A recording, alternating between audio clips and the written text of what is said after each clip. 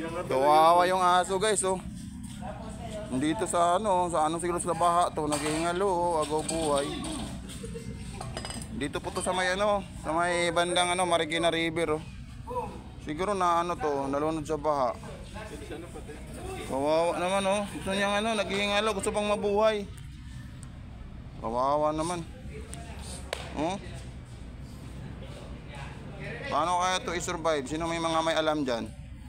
Comment lang po. Paano tayo guys, ma-rescue? Kung may mga alam dyan sa mga pet lover dyan, paano to Ayun, kawawa naman si Doggy, oh. Oh. Gusto pa niya mabuhay, Doggy. Doggy. Kawawa ka naman, Doggy. Saan kayong amo nito? Gusto pa niyang bumangon, oh. Ayun, oh. Tol, tulungan mo, tol. Ayan, may sakit yan sa parpo.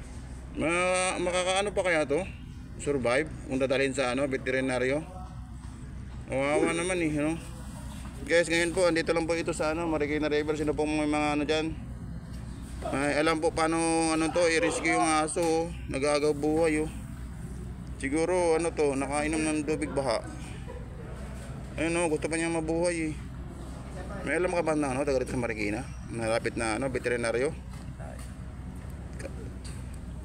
Sino pong may mga dyan, may alam sa pag ng aso?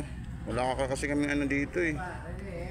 Kawawa naman si Doggy, gusto pang mabuhay, oh guys, oh. Aso din yan, may buhay din yan, eh. Kung lang to, eh. Ha? Dito lang guys sa mga gusto pong masagip si Doggy, guys. Puntahan nyo lang po dito sa may Marikina. Dito po sa may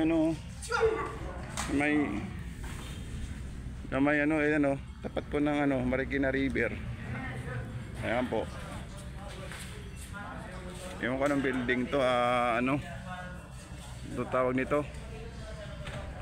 Yung anong building to. Ayan po, oh. May dito, tambayan ng mga ayan, parang siya dorm. Kawawa naman si Doggy, ayan, kanina pa to nandito, eh. Nag-training lang kasi kami rito. Napadaan lang kami rito. Hindi ako taga rito kasi. Taga Caloocan ako, eh. Kaya wala akong alam dito sa Marikina. Agaw buhay siya, guys, oh. Gusto pa niyang mabuhay. Alam ko, kaya pang buhayin to ng mga veterinaryo, eh. Ayan, napapanood ko sa YouTube na nila yung sisave nila yung mga asong may ganito ng kalagayan.